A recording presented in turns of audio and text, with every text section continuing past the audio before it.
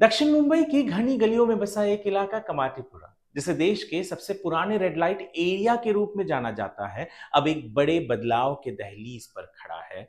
लेकिन क्या ये बदलाव सभी के लिए है? नमस्कार, मैं हूं वरुण सिंह और आप देख रहे हैं स्क्वायर फीट इंडिया।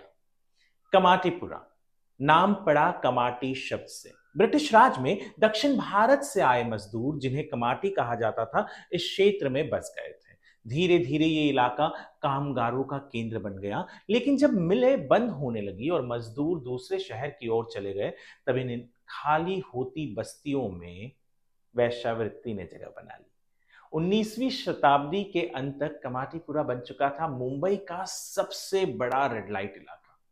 आज कमाटीपुरा सिर्फ एक नाम नहीं है, ये हजारों कहानियों की गवाह है। अब महाराष्ट्र सरकार और महाडा ने इसे पूरी तरह से बदलने का फैसला लिया है।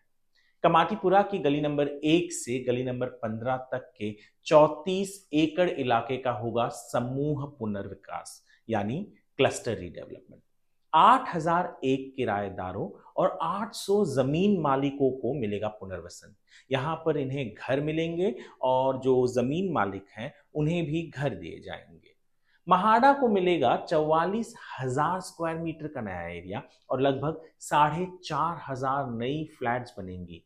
इसमें आधुनिक बिल्डिंग, कमर्शियल स्पेस और इंफ्रास्ट्रक्चर प्लान किया गया है। लेकिन इस रीडेवलपमेंट प्लान में एक वर्ग पूरी तरह से गायब है, वो है सेक्स वर्कर्स का। आज भी कमाटीपुरा की कई गलियों में सैकड़ों महिलाएं सेक्स वर्क में जुड़ी हुई हैं।